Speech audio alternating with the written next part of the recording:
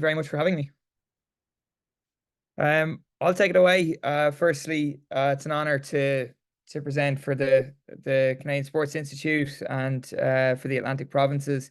Big part of my career has been developed and has continued, and I found certainly a new love and a new appreciation for not only rugby but my adopted nation.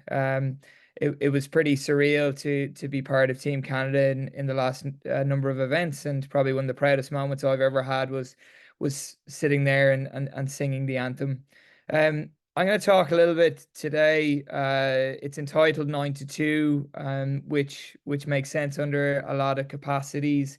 I'll leave it open. If there is some stuff in the chat, please feel free to get forward. For me, there's so many stories within the stories as we built up to the Olympic Games, and so I've touched on a few of these. This naturally might go down one way or naturally might go down the other, but I'm fully appreciative and understanding if there is further questions, and if anyone like some particular further on any of these subjects would love to continue the conversation either today or afterwards when my email can get sent out. So this is a bit of a Cinderella story. It is 9 to 2, and it's the journey to a silver lining. Why I say that is this was a program in which 3 years ago, because it wasn't a 4-year cycle, 3 years ago, the program went through a huge amount of change. And although favorited to go in and win a medal, the program actually ended up in a ninth place finish. And with that came big changes to the program. There was a huge amount of stories across the program, and I don't really want to speak about it because I don't actually have a lot of information. But it was a program that was seen in a really positive way, both on the field and throughout rugby in Canada, and was seen as almost one of those guaranteed medal hopes. Their former coach was removed prior to the Tokyo Olympics, and an interim was brought in. After that, the coaching staff changed, and I was given the opportunity of being an interim coach of a group that had plenty of retirements, plenty of instability in the staff, plenty of partnerships and sponsorship, nervy ground. And it was a program that had lost quite a lot of funding due to different results. That was a tough job to go in. I wouldn't say I was the inspirational first choice of many to go into the job. I think I was seen as the right guy at the right time, and I was brought in with a very provincial mindset. I've been 8 years with Rugby Nova Scotia, and I think we had just a real do it attitude. Do it with some great colleagues, or do it yourself. And although that energy was seen as a really positive work ethic, I think it looked like a weakness in which I noticed pretty early on, which was an inability to delegate, which I'll get to over the next little while. Over those 2 years, or the first 3 years, I was juggling everything. We had a ton of change of staff. We were trying to understand where to go with our next gen program, but we realized that our average age of the Olympic Games was going to be very, very young. So we had to understand what the process was. Is this program looking to try and compete in Paris, or is this program looking to try and compete in Los Angeles? And that was a conversation and a bit of an arm wrestle that we had as an organization and as a group, because we needed to find where we were. While we were juggling those things, because I had the provincial mindset where I wanted to be involved in everything, I wanted to help everything, and I became very micromanaged. And maybe that's an excuse. Maybe I'm using that as a provincial mindset, meaning that I just wanted to micromanage everything. But I feel like from where I see a lot of things in Nova Scotia is we really push a lot on volunteers while also always being on your phone 24 hours a day. This was the same mindset that I took into this national program. And two questions that I had to ask myself about 2 years into it was, am I juggling, or are we developing? Are the players actually getting better? And with that, am I making them better, and am I making my staff better? And I think For sure, the answer was no. But the first thing with having a problem is admitting it. And why did we admit it? Why did we get there?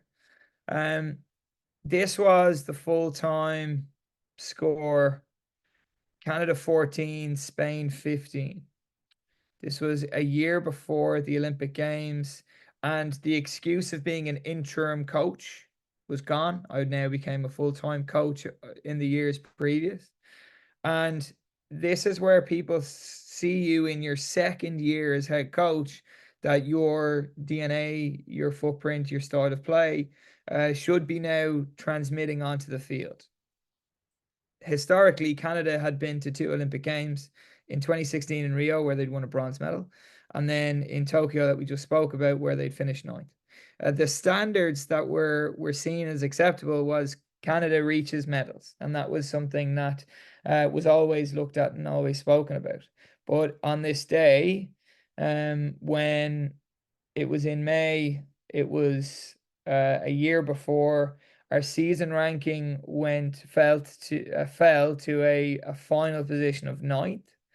And we realized that the things that we spoke about against all the same teams that will play all year, the things that we spoke about wanting to be a medal contention, it wasn't resonating, and something wasn't working. And with me, I believe that coaches are like acting CEOs or are a small business owner. You get what you put into it. It's up to you to create a bit of an environment and culture while also receiving as much and helping as much from the ideas within.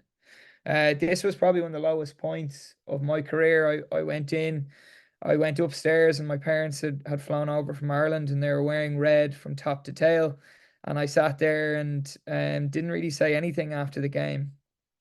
We went on to watch all the games above you: the 7th and 8th place game, the 5th and 6th place game, the 3rd and 4th place game, and the 1 and 2 game. And the jealousy in which I had, and there's no other way of describing it, the jealousy of which I had in that moment, and the failure with not only the team, the Canadian nation, but sitting and as real as my family and my parents looking at me as a 34-year-old going, I hope this guy doesn't feel this sad all the time, was a real kind of tough thing to swallow. Now, there's two things: you can either sit there and wallow in it, or we can get to work. And some of the questions that I asked myself was, do we have enough competition? How is our preparation? Do we have good enough players? What's our style of play? How are our behaviors as a group? Are the staff happy? Are they good enough? Am I good enough? And these are the questions that we try to refer to on a regular basis, some publicly or some just internally. The first focus that I had in this was competition. So after that, we hadn't qualified for the Olympic Games. So we invited a number of nations to come in and compete with us. So we brought in Hong Kong, China, we brought in Japan, and we brought in Australia. Hong Kong, China aren't even a senior team. They've never qualified for an Olympics, and they're not in our division in terms of the World 7 Series, which is 12 teams.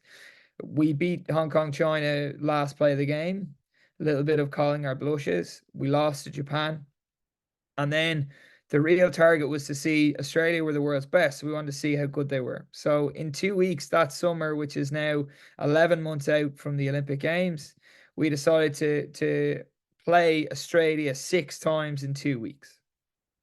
Now, when you're against the best, you target trying to get anything, and we'd never beaten Australia. And this was an invitational tournament, not even a tournament, just kind of an invitation to train. We lost 5 games out of 6. We got 1 win, which was just that last game that we played in. We got 1 win, and it was just that bit of confidence that everybody kind of bought in, that everybody said, okay, we can compete at this level. And that was maybe not even a buy-in, but at least we were there as a group together, understanding that this is possible. But how do we get there, and how do we do it in a consistent manner?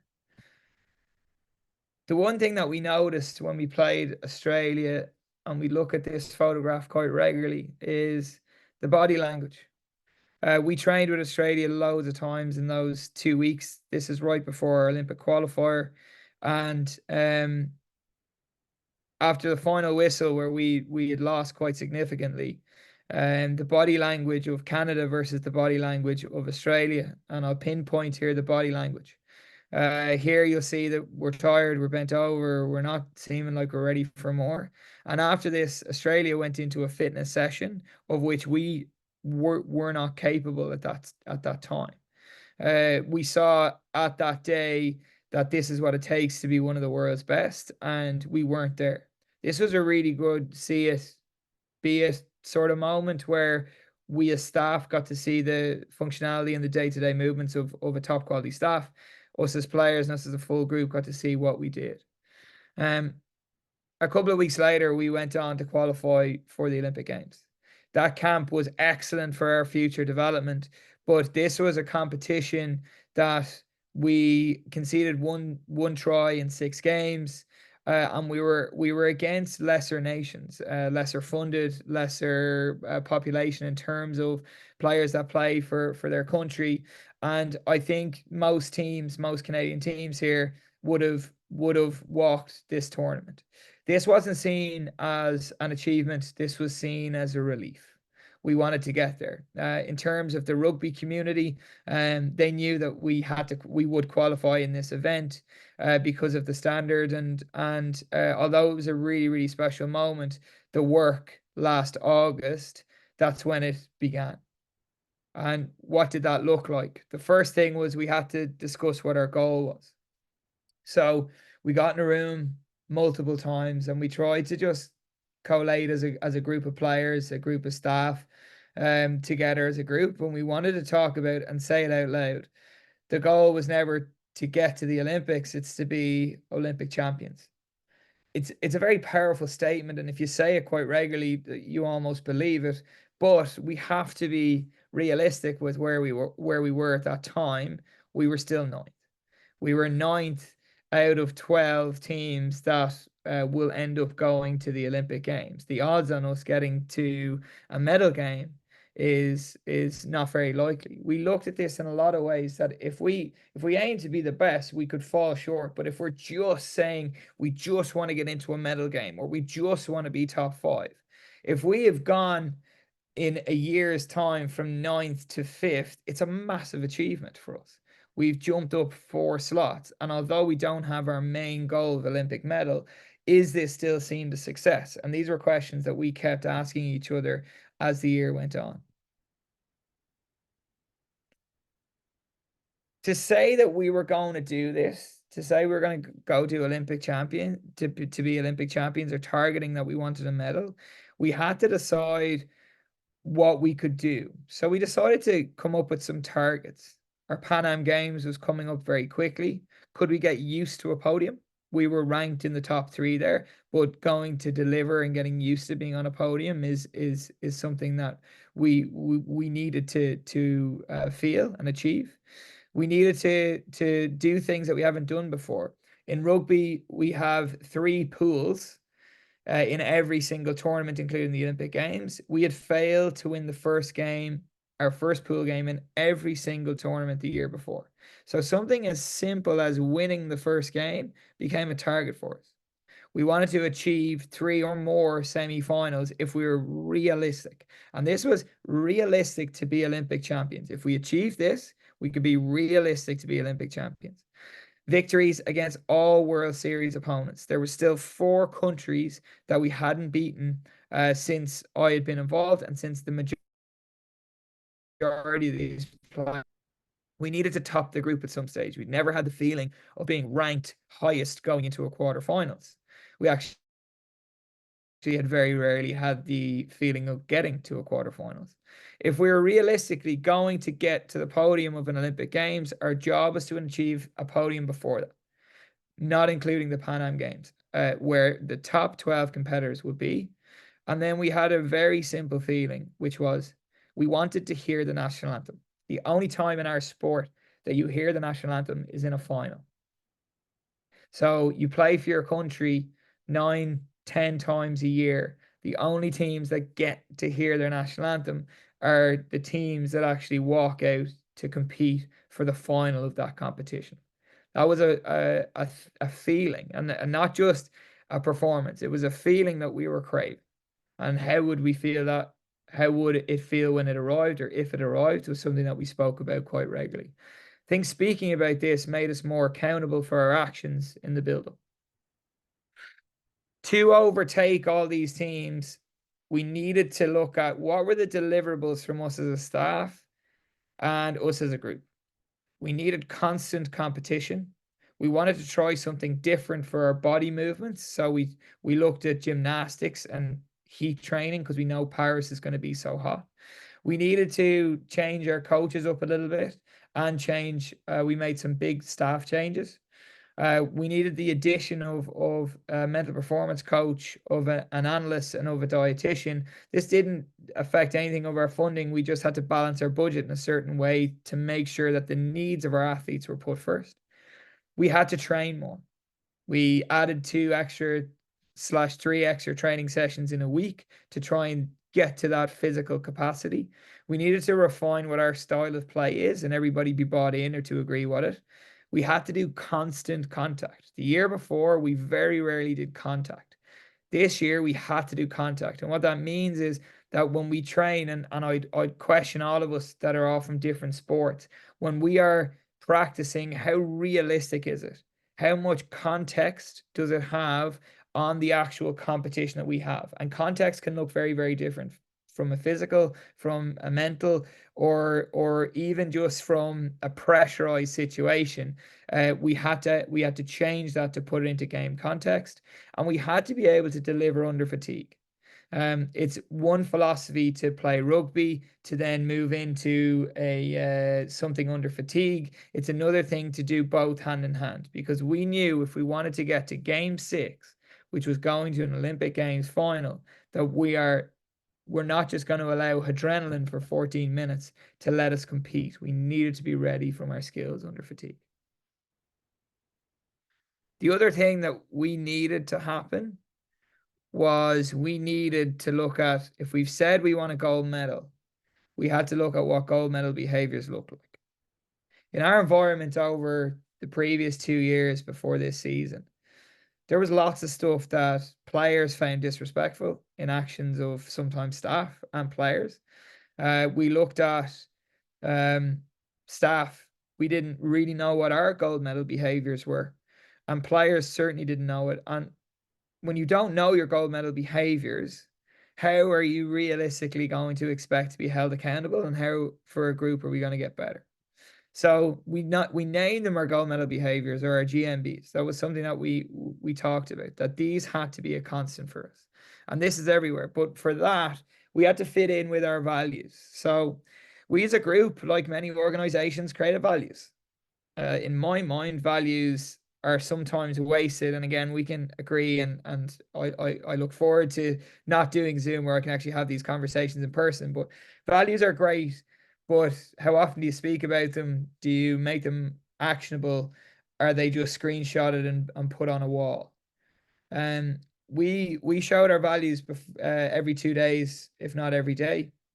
And we try to summarize what they meant. So I'll summarize what they are. So we had 4 values. I'm with you, LA, lift it up, and a very unique thing to us, which was breezes. And I'll explain what all of them mean just very briefly. So lifted up was standards. If we said this term and if we lived this term, standards were to be raised or start raised. Are on and off being able to hold each other accountable for things to improve. So if someone's being sloppy and is late for a meeting, if you leave your water bottle behind, if you don't have your training stuff, if someone says to you, lift it up, it means it's been noted and you're not serving the team. I appreciate this value, and I got to see it, and I got to watch people interact with it. The next one was I'm with you, being with your teammate on and off the field in a time of need or not. I think we as a group, staff and players, we let standards slide and we let players fail. We let staff fail rather than, hey, I've got time. Do you need help with that? Hey, I've got an extra hand. Do you have help with that? Because what was really important was for us to make sure that we knew what I was trying to achieve, but we also knew what our teammate was trying to achieve. And how did we help in that? Because that's where the whole funnel goes.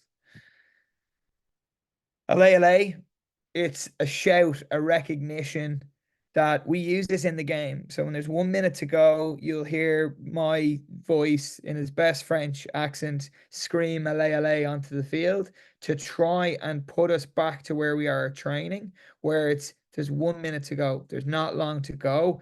This is hard.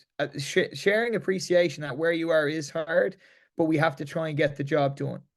We are tired, but we do our job. And that's what our LA means. And finally, Breezes was control the controllables. Breezes was the name of a hotel that we went to in the Bahamas years ago. And I want you to think about your worst nightmare in terms of a hotel. It was spring break for the United States. So every high school teenager went to this hotel, and it was an all-inclusive. It was our team hotel to qualify for the World Cup. In that moment, none of us had any power. None of us knew where to look. We were all incredibly uncomfortable, and we came up with that term to be our live-in value, which is Breezes, control the controllable.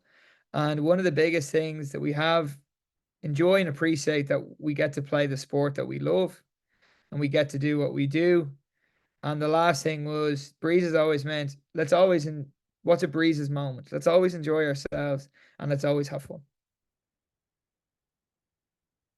Our gold medal behaviors then were spiraled after, when we talked about our values and what does it look like, and how do people act. So we spoke about our gold medal behaviors, and what gold medal behaviors was literally a source of things that we could action and question upon the people that are around. So in meetings, what's expected, in the gym, in shared space, in field, with medical, what is actually expected as an international rugby player. Because players that came in, we as coaches, we as staff, and players that have been in the program before, we feel like there's some things that are common sense, but why leave it to chance? Let's actually talk as a group about what it looks like. So when we designed all these gold medal behaviors, and I'll quickly rush through these because everyone's going to be very different, but the one question and the one takeaway that I have from you is, what are the expectations you have for the athletes? When was the last time that you said it to them? Because I know I made errors for 2 years. I would say, hey, that's not good enough. And things that I just presumed were common sense to international athletes, but we made 23 debuts in the last 3 years. That's 23 players that didn't know our team style, that had never played for the sevens team before. So how would they know what the gold medal behaviors are? And that's something that I'd love you to take out from here. Very quickly, gold medal behaviors in meetings. If there's one voice, and something very, very simple, let staff know 2 days in advance if you can't attend. That's something that, if I got a text the morning of saying, hey, I can't come in this morning, why? Our rule now is 2 days prior to. Great, some things come up, but it allows us to have a base for the conversation to actually come up. Medical, arrive on time for appointments, that you do your wellness in the morning and you do it accurately. These are little gold medal behaviors that we had, to name but a few. Clean up your shared space, no food on the mats in our gym. Just really simple things like keeping your personal lockers in our locker room in really good condition. They were never told that before. But now when you walk in, I love giving school tours around there because it's something that people look around and see professionalism, and that's something that I get really proud of. But how would people know that's what the captain wants unless we share this information? On field, show up prepared, arrive in time to do your own pre-workout, etc. Very simple things that we all expected. And what was a great thing was, in the middle of our year, we revisited our gold medal behaviors to go, listen, what's still relevant or what needs to improve? What needs to, going back to our values, what needs to be lifted up? Then we actually wrote a disciplinary action thing. I know this sounds so simple. I know you all do this, but how many times is it lived? How many times is it shared? And for us, it allowed those really difficult conversations to be extremely structured. Our emails for a second infringement to be copy and paste and ready to go. And for a third infringement, that we actually get to have the discussion. Are you fully invested in this right now? And understanding that a third infringement would lead to a removal from the daily training environment. So simple, but what makes more sense? a lot of teams, we look at leadership. So I know in individual sports this would seem very, very different, but for our team sports, um, a lot of people look at leadership as a whole. For us, we looked at trying to create a cabinet. The reason why I call it a cabinet is because not only that I love politics for some strange reason, but a cabinet in government will be reshuffled quite regularly. Leadership almost felt like at times in sport and teams that I was previously involved with sometimes seemed like a dictatorship, that it was somebody that was so solidified that was really important. So we changed our cabinet. So our cabinet was took over from our traditional leadership group, and it was reshuffled every time we named a squad to travel. While also, if somebody was not selected to travel, they would still have the ownership upon themselves to be a leader in the daily training environment with people that have left behind. This is something I thought was a real success this year. And the question that I pose to you guys is, how do you interact with a leadership group? Do you have leadership groups? And what is their purpose? What is our purpose as staff? For us, we would have meetings on a regular. We would do reviews together in terms of off field. But we also agreed what reviews look like in terms of every athlete or every part of the game afterwards. And we rotated a number of things because there's sometimes I think when you get into this comfort, if you do the same review after every single tour, are the athletes getting something out of it? And are we getting something out of it? So again, I presume we all do reviews and stuff like that. How many times do we shake it up? Is it the same review? Do you feel like your best players are still benefiting just like some of your rookies that are in it? And that's again a little takeaway question that we can ask. This was our season. This was the realistically, and I'm an image guy, so I like to screenshot things to put up here. So November to July, this is our season. Pan Am Games, Dubai, Cape Town, Perth, Australia. Then we've got a home event in Vancouver, LA, Hong Kong, Singapore, Madrid, and then our final go at the Paris Olympics.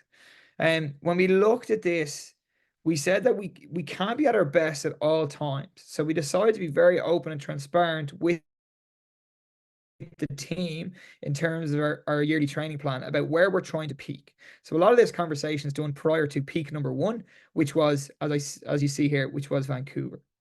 In this, we also announced to players when we would be telling them the depth chart.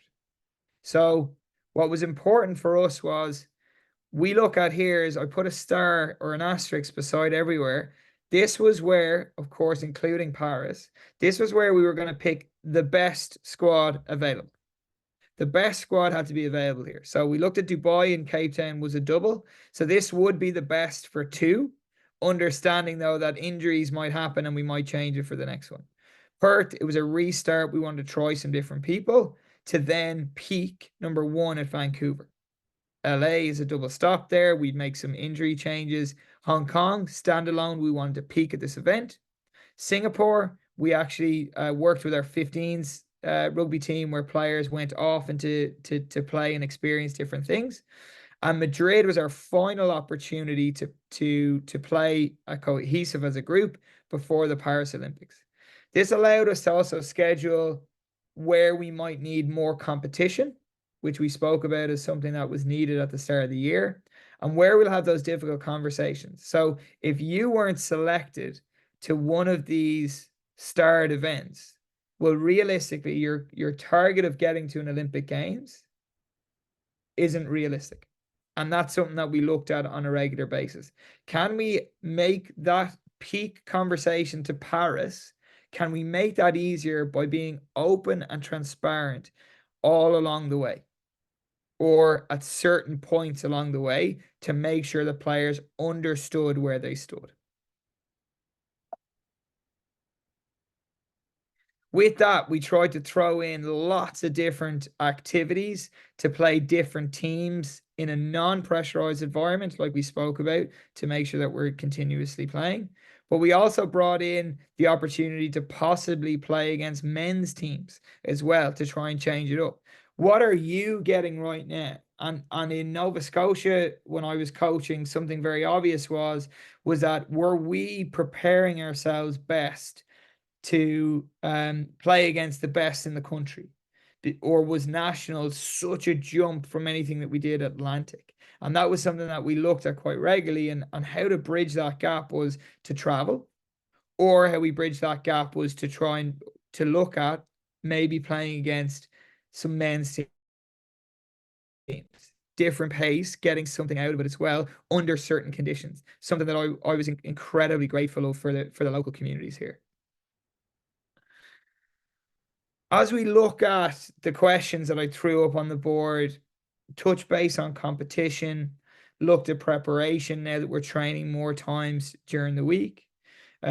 We had used 23 players, so now we're starting to solidify who our top 19 is as we get into to the stage of the Olympics, where you get to pick a starting 7, a bench of 5, and then 2 traveling alternates. I don't think we'd looked at our gold medal behaviors, and that was starting to function really, really positively. The other 3 things that I probably underestimated was I asking myself, how am I doing? Was I asking the staff, how are they doing? And were we playing at the style that we were trying to achieve and trying to promote? Peak 1, and we're going to jump on to our peak 1. Peak 1 was in February, 6 months after we got back together and started training. What peak 1 meant was that we were playing at home. And in my mind, one of the reasons it was why we decided to peak first in Vancouver was it was 6 months after we'd started this kind of new us, our new values, our gold medal behaviors, our new training standards.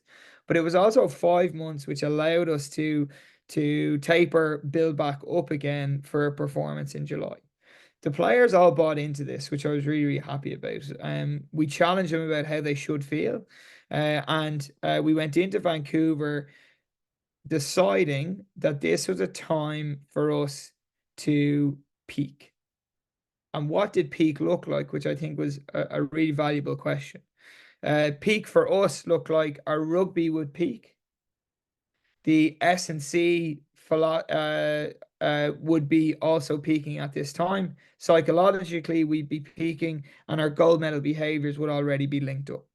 One of the things that I noticed a year apart when we played in Vancouver, which BC plays an incredible stadium, we left after winning a pool game on day 2 of the tournament, and we walked back in a few hours later to the locker room, and the locker room was a mess.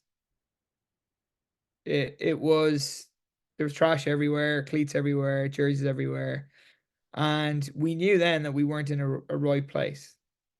A year later, now that we've got gold medal behaviors intact, we walk in again almost identical to the time for a year later, and the locker room is fantastic. It's perfect.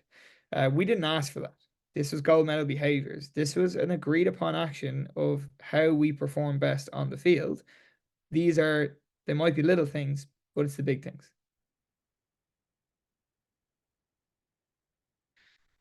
While we say that we're going to peak, when we keep saying that we're going to peak, it actually promotes a significant amount of pressure. When you say like, oh yeah, no, we're gonna peak. Okay, great. We're gonna peak. How do we peak? And what does a peak actually look like? So a peak for me looked like, and for the players looked like, that we were going to medal. Now, medaling is the hardest thing. We hadn't medaled at all. We had gotten to a semi-final, which was great in the early stages, but we hadn't medaled at all. So how were we going to peak? So instead, we changed the narrative to say, like, well, actually, what does success look like on the 26th of February? And we asked the players this, and we asked the staff this as much as possible. So what does that actually look like? So the first things first was they said, no, we have to get on the podium. It's a target that we set. So that is the first thing that success looks like. Okay, that's great. We all agreed upon it. It's a target, and this is high performance sport. We're trying to get to a podium. We wanted all squad and staff feeling they contributed. If they're players that played every second of every game, or if they're training partners, that they're given assignments and roles and responsibilities to be part of it. We had a thing called the golden minutes, which was pivotal minutes in the game that we wanted to get right. We wanted to dominate them. We didn't want to have any regrets. And with that, we needed to trust the process, coaches, and each other.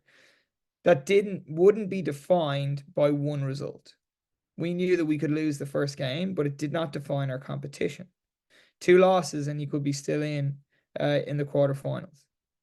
We wanted to look at our successful KPIs, which leads to on-field success. So we divided up our style of play into key performance indicators, which would have us, after every game, if you block out the score and we didn't see the game, if we achieved this list of KPIs, 1, would we be happy? Or 2, do we think we would have won the game or not?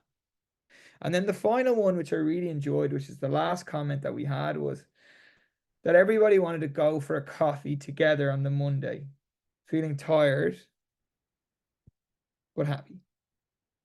And that was something that was so simple, but it was a feeling that the athletes and the staff were craving. That the next day afterwards, we get to have a laugh, we get to look back at it, and we get to enjoy. My biggest worry was, if we didn't achieve number 1, would we achieve the rest? And if we achieve the rest and not number 1, is it still defined as a success? And do we still keep on task as we move forward? These are our KPIs from the actual tournament. So the question I'd ask all of you, you don't need to look at the numbers, etc., but looking at your sport, do you have a key performance indicators that you look at your sport that if the athlete has done this, or if the team has done this, the game might look like this?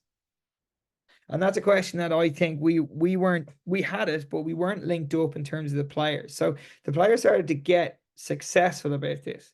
And I don't think that's anything relevant to every sport. It's a very rugby thing, but our key performance indicators were something that athletes actually got excited to look at after every game. Did we achieve our kickoff receive? Did we achieve our offensive possession outcome? Meaning, did we score enough? Did we achieve getting the ball back more times than the opposition did?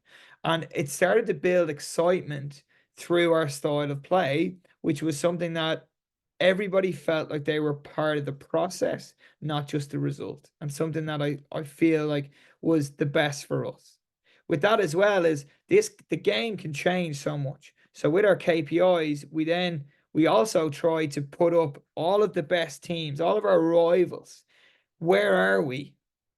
Are we in the top 3? Are we in the top 2? And we looked at this as staff and players after every single tournament, and sometimes after each game, is how did we compete in the aspects that we see is the style of play for the game. I won't bore you with any of the stats, but some of the ones we looked at were very successful.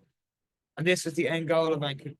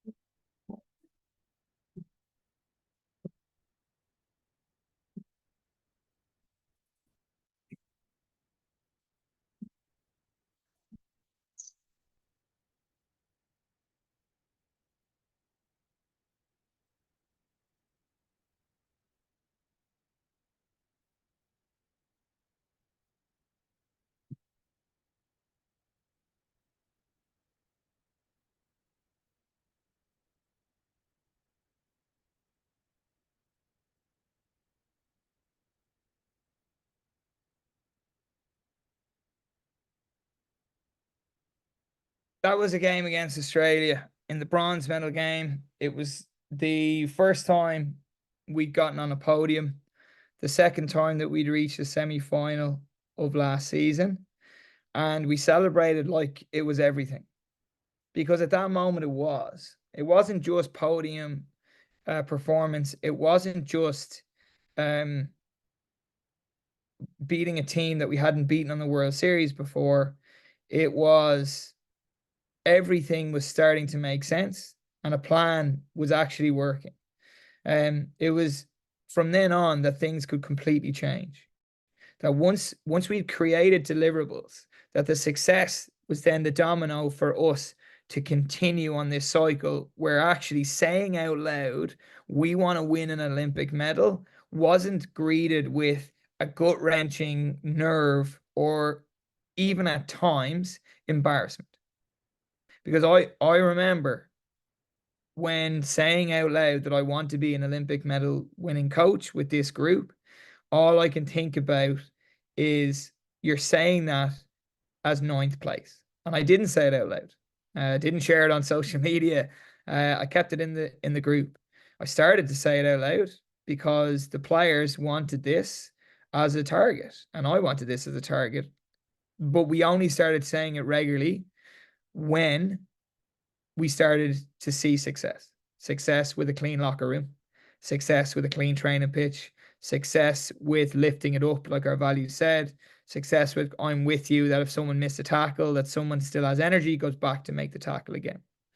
I take us back to this slide, which was when we played Australia that first time in Canada, and we circled the body language. And I'll show you one more photo, which is the body language after that game, where you see the result of the Canadian fans, you see the result of the Canadian players, and you see the body language of Australia. And this was the day that Australia became rivals. They were no longer the world's best, because we didn't just want to beat Australia anymore. We wanted to take their title away from them in being the world's best. And in sevens, there's been two teams along the entire way, both New Zealand and Australia, that have been almost untouchable. France have been next, and then there's been a group of 5 or 6 teams of which we were winning them that were underneath trying to fight for them. That allowed me to build a trust with the players more so than we did, and it was a very proud weekend. We talked about that we had a cast of 26 in that tournament because we wanted to make this a rehearsal for the Olympic Games. We spoke about that 7 of you will be starting, 5 of you will be, some of you, sorry, would finish the game, would be subbed in. Some of you would be unused. Are we still happy in that moment? Are we still, do you have to play to actually feel the success of the team? We'll also have a 13th player that doesn't dress and a 14th player that doesn't even get announced as part of the squad. And then we have training partners who are at home, who are still trying to achieve making this team. And we've players that are coming back from injury. As a group, we talked about every single one of these roles and responsibilities as players, and what is a duty of care for the other one, and what is the gold medal behaviors of each of us in this group, because now we're starting to get detailed. The other thing that we looked at, which I never even thought about, is that we had staff that traveled and non-traveling staff. How do we engage them? How do they want to be engaged? What are the demands that we have for them? And that's probably something that I'm still learning today in a big way. We've now come back here and we've now got the belief in the style of play, belief in our behaviors. The players believe in themselves, and we believe in the players itself. The competition, which is incredible so far. We've been playing against rivals, we've been playing against men, and our preparation has been really, really good. After that peak, it felt amazing. Little did I know that the staff were heading pretty quickly to, I think, a bit of a burnout. I'm a person that has a philosophy that I'll do everything for 150%, and then I'll likely burn out, and then I'll recharge again for a day or so, and then I'll go at 150%. That's me. That's me as an individual. And it's something that I think the staff struggled with in terms of what we were trying to achieve. There's a clip on The Simpsons where Homer Simpson is the boss, and he walks in and he asks his group that he's managing, are you working hard? And everyone says, yes, we are. And he says, okay, can you work harder? He said, okay, boss, no problem. And everyone works hard. And the next thing he comes in and everyone's just totally dead, totally burnt out. Every individual is completely different, massively different. And with the staff, I don't think I was finding out enough about them and how to manage them to as best as possible. I'm really proud of where we got to in the end, but I certainly felt like I was putting so much into the players that I was underappreciating the hardworking staff that we have, and also the volunteers that come in and give us so much. So we tried to change this a little bit because my journey is really different. So this is like, if I'm asked for what my blueprint was, this is it. Okay. Born 1989, played for Skerries, worked for Leinster, worked for DCU, worked for Railway Union, and then I moved over and I started coaching with Nova Scotia. Okay. But I think what's really, really different is this I would summarize as who I am. So I have a massive interest in politics. I did lots of drama, and I used to love photography and video. I used to look at every single coach and think every single high performance coach, and um like, we can name them from female basketball coaches in Windsor, Ontario, to head coaches of the Irish men's rugby team, to head coach at Chelsea, to whoever. I look at coaches and I've always said to myself, I never see myself as one of these coaches. And I've been desperate to try and find myself. Where do I fit in any of these coaching realms? And I think, again, another takeaway for you is, what's your timeline? What's your journey? For me, this sums it up. Here's everything that I've done in terms of rugby, but here's actually me. That's actually me. And how can I use those as X factors? You'll see that the political thing was a great thing for relationships. It's also a great thing for understanding organizational effectiveness. The photography and the video one was really good in terms of my analysis or imaging and theming to everybody. And the last one is the drama part, which was, we can make things fun.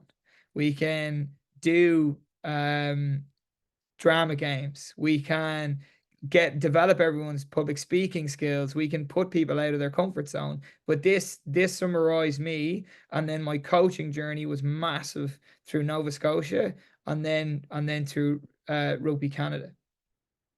But I got to think, when I was doing my timeline at the time, was, and again, I fully know I have tons of spelling mistakes. It's another part of me. But I looked at these things is, okay, that's my timeline. That's me as a person. Do I know everybody in my staff that detailed? Because we're about to go into an Olympic Games. I'm about to ask so much work from all of these people. And the questions that I asked, and I did questionnaires and one-on-one meetings, and I wish I did more. Honestly, I wish I did more. But how do they like to be communicated with? Personal life. We had multiple staff that were sacrificing their relationships, so much so leaving Montreal, leaving Hubbard's to come and move to Victoria to actually develop and to be part of this goal of reaching an Olympic medal. What excites them?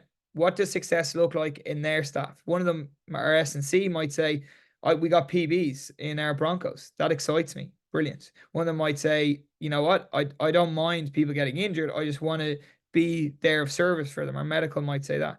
Our coach might say, I need some time alone with video to go and watch it. Brilliant. Do you know their coffee order? Biggest thing, biggest question that I always ask. And the last thing is, what is every single one of your staff's X factors? Because I think the one time that we got this right was at the Olympics, genuinely. And those were one of the things that I look at. In terms of me, the stuff that, when I said staff there, and I'll put staff in green now. But in terms of me, I always tried to be the person with the right answer. I think that was a wrong philosophy. I didn't need to be the person with the right answer. I needed to be the person that was willing to go and source the right answer from staff. And that to me was a big part of leadership. And I used that, whether it was phoning or arranging meetings with the organization, or whether it was actually going with my own mentors who I kept up. And mentorship is one of the biggest thing, and it doesn't have to be organized mentorship. It can be, who are you going to phone to just chat through style of play, team dynamics that's outside of the organization and outside of your circle. I think is really important. I use people in Nova Scotia, in Kingston, in Australia, because it is for your development. Talking through things and showing your process, I think, is absolutely massive. This was, and I'm just getting to the end. This was a year of firsts. We hit a lot of benchmarks that we tried to achieve, that we tried to lay out. And what did that look like? We got Pan Am Games in Santiago, which wasn't that was something that we should have achieved, and we did. We reached a semi-final in Dubai really quickly, beating Ireland in the quarterfinals. We then got to another semi-final in Vancouver, and obviously winning and getting to the podium. After that, we backed it up, getting to another semi-final and getting our first win against GB in LA. And we then went into Madrid, which was the grand final of the World 7 Series, where we beat the number one ranked team for the first time in 23 attempts, which was New Zealand. We had now looked at everything, and we had realistically done something incredibly special, which was we had beaten every team on the World Series, not consistently, but we had shown going into that final Paris event that we had the chance to actually beat anybody on our day, but it had to be our day. There's tons more that I can go through, but I'm gonna kind of end it off there and kind of allow for any questions if there is, and if there's any particular thing that we can go into. And I'm not speaking about how amazing Paris was. And this is our last slide. So I spoke about where we were in May 2023. So July 30th, 2024. Our season ranking actually moved up to 5th, getting 4th in the grand final.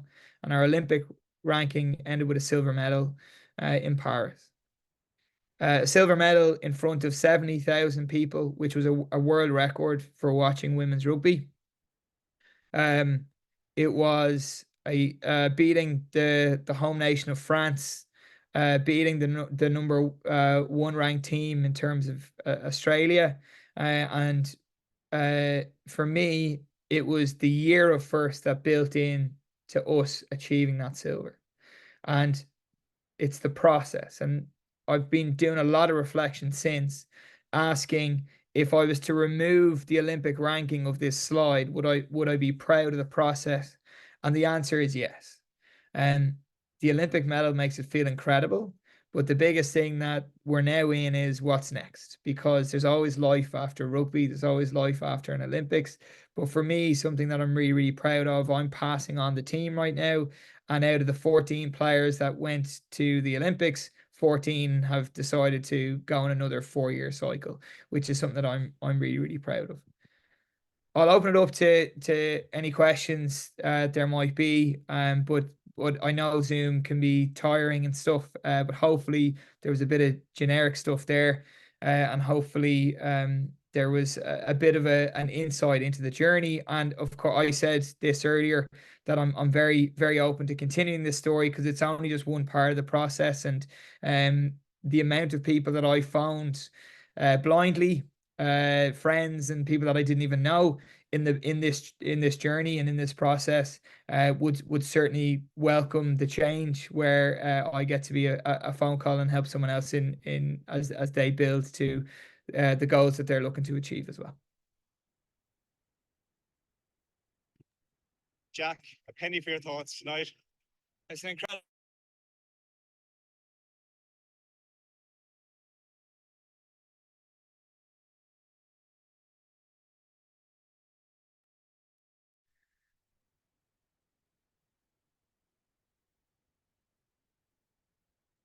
There's one question there, I think. Ali, am I waiting for you, or will I just go ahead?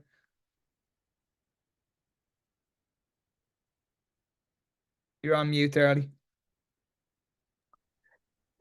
When you were talking about the cast of 26, what would you do if one of those athletes felt they would only feel success or happy feeling if they were part of the first seven? Did that ever come up, and what were those conversations like? Yeah, it came up quite regularly. I think there had to be a sense of closure on one before people saw things. That we were very open with a lot of people about where they sat in terms of the squad. And we decided to allow people to grieve. I think that's a big one. Hey, listen, you're not going to go to the Olympic Games. We would like to invite you as a non-traveling training partner. Okay, but I'm going to give you the weekend, first of all, to go and have a think about it, and then meet with us before you re-engage. Because we needed to see if people were of the right mindset, because I think that's something that's really massive. And ultimately, in the 3 years, it led to people leaving the program. They wanted to feel a different form of success, and we were totally fine with that. Everyone is going to be at a different place. We had to reach where they were at. So, allowing and being okay with people leaving, because that's also part of it. I think that was a big one. Lisa, I see you have your hand up if you want to unmute. Hi, Jack. Hi, Lise. This was great. Just want to ask you, like, when you were going through the changes in the last year, how did it go with the staff? And did you, like, was there people who were like trying to hold on to like some of the, or some of the old ways of doing things, or did everybody buy in? And like, kind of how did you manage that process and that kind of change with the staff? Yeah, I think one thing was I was so conscious. This was a very shaky environment, and I came in. I'm a people pleaser, and the time was up for people pleasing. I think I had to just come in a little bit more with decision made, and we almost made it kind of comical, at least. Like, we basically said, I had a line, I can't believe I'm saying this. I had a line that I'd say bada bing, bada boom. And what it meant was, I'm okay. I don't need to hear anything else. We're going to make a decision now. And it led to a bit of a laugh, but it was one thing that I said, listen, I'm bad at stamping my authority at things. So I'm going to come up with something. And someone just went, bada bing, bada boom. But yeah, okay, I'm going to say that from now on. And ultimately, some people had to leave. They didn't buy in. And there had to be a conversation where we removed a staff member, because we had such different philosophies on things that it's totally okay. And I'm a people pleaser. I never want someone to leave. I want someone to like me and like what we're trying to do. But ultimately, it had to be a very straight conversation, just like in Olympic Games, to say, we're in different places. This isn't working right now, and we're restructuring. And And we had to have that conversation.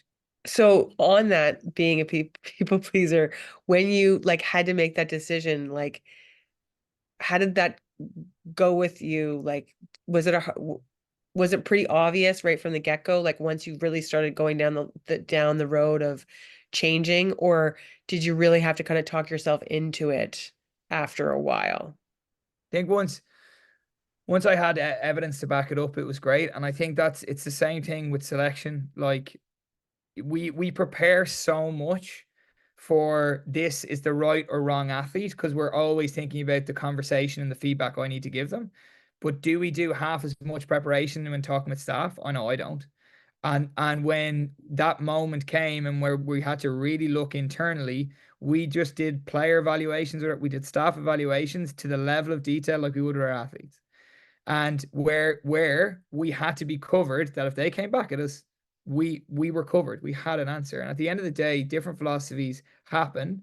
And I'm probably off some people's Christmas card list, but that is high performance sport. And or like I said earlier, that's a successful small business. Because if this was a difference between putting bread on the table, then you're going to make that decision very easily. So why isn't it? And I think that changed my mindset of going a little bit more into the high performance realm, and not staying with my personality of people pleasing. Thanks, Jack. Awesome. And congratulations. Thanks, Lisa. There's one more in the chat. If you could identify one, what would you say was a pivotal moment or conversation you had that changed the course of your life as a coach? It's a big one.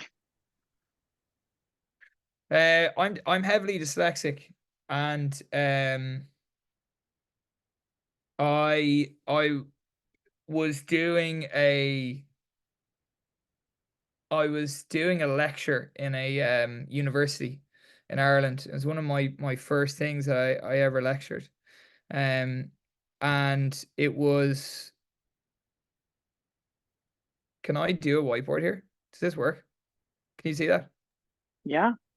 Okay, so I got up on the board and I did this. Sorry, I've never used this before. Okay, so I wrote the word defense, but my dyslexia has me as I write 7 instead of F. And I was like, oh my God. So I noticed it and I rubbed it out. And then I got the pen up and I wrote it again. And I looked at it and I said, okay, brilliant. Oh no, that still says defense. So again, I rubbed it out and I wrote up, I got my pen again and I wrote up, brilliant, defense. And then I realized that it was wrong. And I made up what it meant on the fly. And I said, okay, because one guy put his hand up and said, Jack, sir, or whatever I was, very young at the time, why did you write DE7 ENCE and not DEF ENCE? And I was so worried about being wrong and showing vulnerability in that moment that I made up. Actually, in rugby, in defense, we always go in a straight line.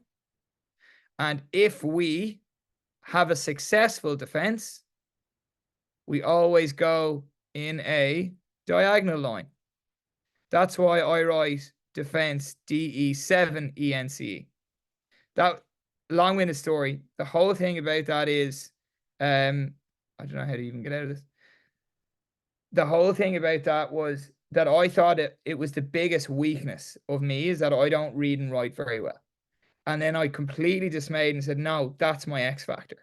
So if I can use imagery to try and get players and coaches totally locked into what I say, it's much better than me writing things. So I always use imagery. And in that exact moment, I decided that imagery was the most important thing to go through. The other one that I'd say is last year, just when we started our gold medal behaviors, one of our best players, who was incredible in the Olympic Games, was really poor. The gold medal behaviors weren't there. We decided for the first time, and again, I'm a people pleaser, we decided for the first time to not select this player for a competition. It was the hardest thing ever, because I want to win. I'm competitive and I'm a people pleaser. Sitting down and going through that, and we had, player was really annoyed and I was really on edge. But the gold medal behaviors hadn't kicked in yet. And after that conversation, it was clear that I need to be clear. I need the deliverables of the environment to be set out in stone, so that this conversation, they can be angry at me, but they cannot not see my point of view. That is my biggest disaster ever. So those would be two conversations that probably stand out. That's amazing. I know we're keeping you over time, but there's one more in the chat. You spoke on changes to your staff, specifically adding mental performance analysts, a dietitian. Could you speak on how an IST had an impact on the team's training? Yeah, it's tough because the IST came in as part-time.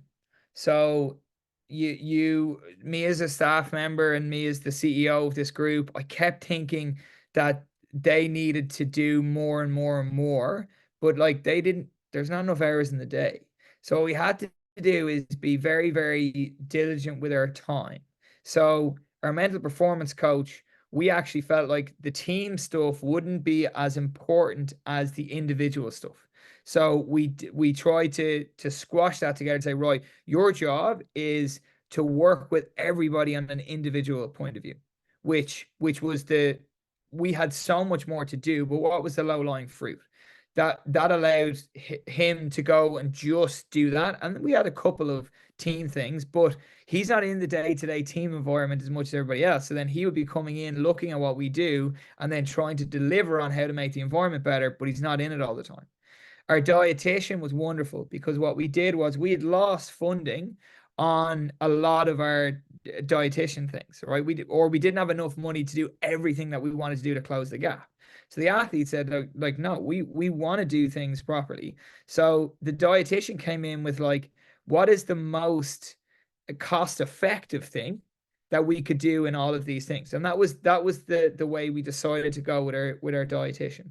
I gave the IST lead to our S&C coach, and that was the best thing that I could do. I was trying to micromanage everything, and giving it to our head of S&C allowed that for me to have a department to report to me, and me to go to a department, as opposed to micromanaging all these individuals, especially when they're not full-time as well.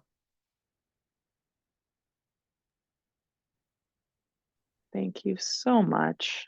I think that's it for questions, unless anyone else is going to pipe up. But thanks for that, Jack. That was amazing. And I would definitely take you up on the opportunity to continue this conversation. I think a lot of people on here would. Yeah, I'll just put on my I'm leaving Rugby Canada in the next few weeks, so I'm just going to give you my personal email, and then my phone number just in the thing here as well.